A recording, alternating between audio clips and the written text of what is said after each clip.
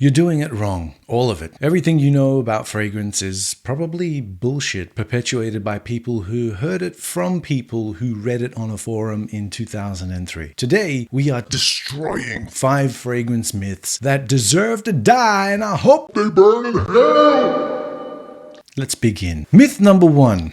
Higher concentration always means stronger scent. Parfum is stronger than eau de toilette. This is what everyone believes because it sounds logical and we're simple creatures. We prefer simple narratives to complex reality. So, parfum may contain 20 to 30% of fragrance, eau de parfum may be 15 to 20%, eau de toilette 5 to 15, and eau de cologne is like 2 to 5%. So yes, higher concentration means more oil, but more oil doesn't necessarily mean stronger smell. It might mean you get a visit from Uncle Diddy, but it doesn't mean a stronger smell because fragrance isn't a volume competition. It's chemistry reacting with your skin, the air, temperature, and the amount of Doritos you could shove up your ass. And yes, eau de toilette is lighter and emphasizes top notes, creating a fresh wow effect, I guess, that fades more quickly, while parfum can linger for more than 24 hours sometimes, but often sits closer to the skin. So EDT might smell stronger initially because it's been formulated to project those volatile aroma chemicals aggressively. Parfum is often quieter, richer, more intimate, and designed for people who've transcended the need to announce their presence from across the fucking room. It's like the difference between someone shouting in your ear at the club and someone whispering in your ear on the couch at your apartment. The whisper isn't weaker, it's just operating at a different frequency for a different purpose. But, one maker's eau de toilette may be stronger than another's eau de parfum because brands assign their own percentages. All that percentage shit that I said earlier, it's bullshit. It's not a law. People just follow it as a rule of thumb. Some people don't, okay? So we've been conditioned to believe that parfum equals better. Conditioner is better. Parfum is better because it's more expensive and higher price creates perceived value, not because the chemistry actually supports the belief. We're paying like $450, $500 for the parfum when the $200 eau de toilette from a different house might actually project more. But admitting this would require accepting that we've been making purchasing decisions based on marketing mythology rather than using our own schnozzers. Myth number 2. Certain fragrances last longer than others because magic? Why does this fragrance last 8 hours, but that one lasts 2? The answer everyone wants is because one is high quality and the other one is cheap garbage. Duh. The end. But the actual answer is because your skin is a unique biological system that interacts with fragrance molecules in ways that have almost nothing to do with fragrance itself. See, your skin's pH, moisture levels, natural oils, temperature, diet, medications, hormones, and even your microbiome all affect longevity. Sorry. One benefit of being an oily skin motherfucker is that the oils act as a solvent and a reservoir for fragrance oils, giving you supreme longevity. But those of you with crackety ass dry skin lack natural oils for fragrance molecules to bind to, causing faster evaporation. So when your oily friend says, well, Ventus lasts 10 hours on me and it barely lasts 3 hours on you, it's not because you've got a fake bottle or because the universe hates you specifically, which maybe it probably does. It's because your skin is literally a different chemistry. But as my friend says, don't hang yourself with a celibate rope yet because there's hope. Well-hydrated skin holds fragrance molecules better because they adhere to natural lipids. So what the fuck you do? You drink at least 2 liters of water daily. You can apply unscented moisturizer to your pulse points before you spray on perfume over the top of it. But oftentimes, the reason you can't smell your fragrance no more is because of olfactory fatigue. The nose gets tired. It means that your brain is filtering out familiar scents to avoid sensory overload. Just because you can't smell your perfume doesn't mean other people can't. You're not experiencing poor performance, you're experiencing normal neural adaptation. Your fragrance is still there, your nose just got bored and wandered off to find something more interesting to pay attention to. You're normal. In ye olden prehistoric times, if our ancestors spent all day smelling themselves, they'd miss the scent of predators that are trying to kill them, or maybe miss the scent of food or mates. See, our brains are designed to ignore constant stimuli and focus on changes, which means we're biologically programmed to think our fragrances don't last when they absolutely do. What I recommend is get a friend to smell you if you feel like your fragrance has died in the ass. And if you don't have a friend, well, boo-hoo, that's too bad for you. You can just ask any random motherfucker out there. If you think about it, that's one hell of an opening line. But it ain't all about you, you selfish piece of shit. Don't forget about the environmental factors. If there's low humidity in the air, that promotes faster evaporation. Obviously. Airflow, like wind, also disperses scent molecules really quickly, and sunlight breaks down fragrance molecules. Heat accelerates everything. So that fragrance that lasted all day in winter but disappears in 2 hours in summer, that's not about reformulation. That's physics, bitch. Myth number 3, pulse points are the best and only places to apply. Apply to pulse points, wrists, neck, behind the ears, inner elbows, all places where blood vessels are close to the skin. So this advice is so universally repeated that questioning it feels like blasphemy. But let's examine the actual logic. If you're alive, pulse points radiate heat from your blood, and this heat allows perfume oils to warm up faster and absorb quicker into the skin. Fine.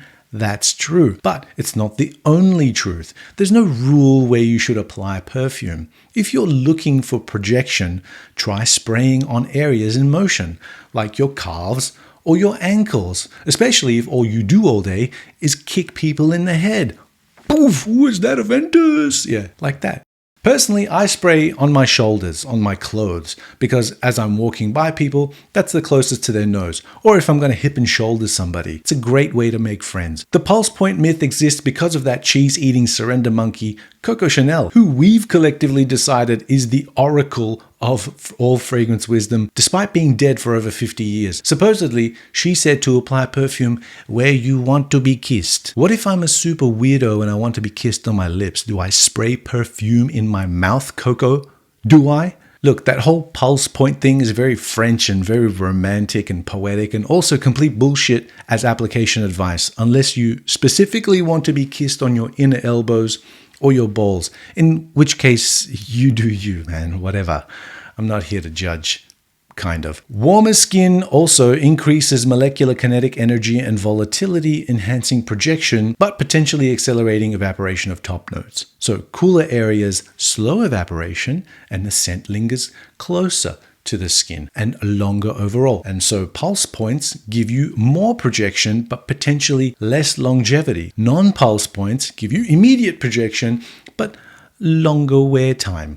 Nothing is better. They're just different strategies for different goals. The next myth is about the rubbing. There's no scientific evidence that rubbing your wrists together breaks up perfume molecules. Like, if putting on a coat is gonna ruin your fragrance, then it's fucking useless. Look, excessive rubbing may cause volatile top notes to evaporate quicker, but your scent isn't broken. Like, unless you're rubbing your wrists vigorously enough to start a campfire, the fragrance is gonna be fine. This whole don't rub your wrists commandment is actually based on one perfumer's offhand comment that got repeated until it became gospel. But chemistry doesn't work like that. Molecules don't shatter from friction like they're made of glass. So the best place to apply fragrance is wherever you personally want to smell like fragrance. Myth number 4, the science of scent perception is universal. This fragrance smells like roses and vanilla. No, it doesn't. It smells like my grandma. Who's right here? Both? Neither? I think the question itself is wrong. How a fragrance evolves on your skin depends on biological factors, like I mentioned before, your hydration, your pH level, your skin types, hormones, diet, microbiome, and also external influences like temperature, humidity, lifestyle, environment. Your personal olfactory system is shaped by genetic differences in receptor types in your nose hole. You might have also cultural associations with specific scents, like to me, the smell of rose and neroli makes me hungry because Rose water and orange blossom water are key ingredients in the sugar syrup that's poured over Middle Eastern desserts.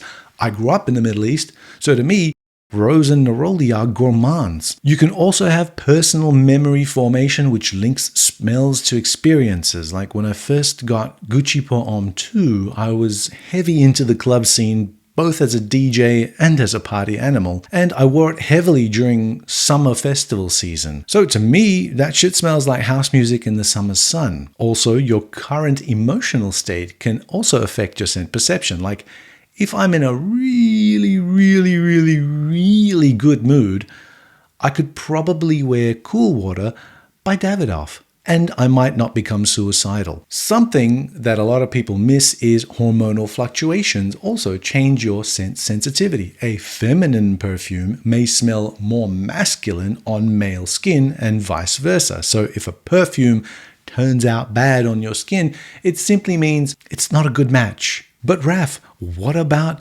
universally appealing fragrances? Look, that's just marketing. It's just marketing fantasy designed to sell you mass market products. Every fragrance smells different on every person, and it's influenced by too many variables. So predicting how something will smell on you based on how it smells on someone else, that's not a winning strategy, man. We were never meant to wear perfume. Let me repeat that. Humans were never meant to wear perfume. We haven't evolved the ability for it. Scent perception, as in our ability to detect smells, evolved as a personal survival tool, not a social communication system. We needed to smell threats and food and recognize family. These are intensely personal, context-dependent assessments that don't generalize across individuals, which is why I've said in previous videos that fragrance reviewing is fundamentally absurd because it's literally the dumbest thing anyone can choose to do, and yet I still do it because it's beautiful. Because I can describe my experience with a fragrance, but that tells you almost nothing about how it'll perform on your skin, with your chemistry, in your environment. So every review, every rating, every top 10 list is just one person's chemistry literally talking to itself. There are no universally appealing fragrances. There's only, does this work on your skin, with your skin chemistry, in your environment, for your purposes? Myth number 5, layering increases longevity. Oh man, use the matching shower gel, then the fragrance. It'll last all day. All right, this one is maybe half true, which makes it worse than actually being completely false, because now we have to actually think instead of just, shit canning it. Moisturized skin helps fragrance cling better. Great. You can apply unscented body oil or lotion before you spray it. Hydrated skin provides a binding layer that slows evaporation, which makes your fragrance last longer. This part is true and chemically sound. But use the matching products part is the perfume version of would you like fries with that? It's just an upsell. You can use an unscented lotion or even Vaseline petroleum jelly on your pulse points before you spray, because it creates like this occlusive barrier that dramatically slows evaporation, although it might change the scent slightly. So if that bothers you, then don't worry about it. The matching product thing works, but not because the scents layer mystically. It works because you're literally applying more fragrance, more of the same fragrance oils on your skin in different concentrations. It's not layering, it's just more. You could achieve the same effect by spraying a couple of more times. And in reality, most fragrances fade after 4 to 6 hours, regardless of concentration. So small top-up sprays maintain scent without overspraying. You want to spend $150 on the matching shower gel, or $90 on the matching lotion, and $300 on the fragrance? Or you could just, reapply. You can reapply it once midday and get the same result by only just spending the money on buying the fragrance. Now listen carefully to the evolutionary psychology here. We are pattern-seeking creatures who believe in rituals. Do these 3 steps and achieve the desired outcome. Wake up at 5 a.m. and you'll be a billionaire. Stuff like that feels like control, and the cosmetics industry has weaponized this tendency by creating elaborate multi-step systems that make us feel sophisticated while extracting all of our fucking money. Moisturizing before fragrance absolutely helps longevity. The moisturizer doesn't need to be scented, matching, or expensive, or from the same brand. You can just walk into any random fucking supermarket or chemist or whatever and buy an unscented jojoba oil or something like that, and it'll work exactly as well as the $90 fragrance enhancing body lotion that's basically mostly water and bullshit marketing. So my unique concept for this particular video is the certainty tax. The fragrance industry sells certainty in a fundamentally uncertain medium. The certainty tax is the premium consumers pay for comforting lies that create the illusion of control over inherently chaotic systems. In fragrance, this manifests as myths about concentration, longevity, application, and perception that promise predictable outcomes from wildly variable chemistry. The industry profits by selling rules. Apply to pulse points. Parfum is stronger. Layer for longevity. That provides psychological support and psychological comfort while actually obscuring uncomfortable truths. Fragrance is personal, it's subjective, and it's impossible to standardize. The certainty tax isn't just financial. We as consumers, we're paying with our curiosity, we're paying with our authenticity, and we're paying with our agency, being told what the fuck to do instead of us deciding that. So the most expensive product the fragrance industry sells is not perfume. It's the illusion that expensive purchasing decisions are based on objective truths rather than marketing mythology. So here's what all these myths have in common. They're all attempts to impose order on chaos, to create rules for something that's fundamentally personal and individual and impossible to standardize. We want fragrance to be objective because objectivity feels controllable. We want better fragrances to cost more because it validates our purchasing decisions. We want universal rules about application because following instructions feels safer than experimentation. But fragrance doesn't work that way. It's chemistry meeting biology in ways that are unique to you, in environments that constantly change, and interpreted by a brain that adapts to stimuli and lies about what it's experiencing. The only universal truth about fragrance is that there are no universal truths about fragrance. Everything else is just stories we tell ourselves to feel like we're in control of an inherently chaotic system. But we are human after all. And I feel that most, if not all of us, if we're being completely honest, that we'd rather believe the comforting lies than confront the uncomfortable truths about how little control we actually have.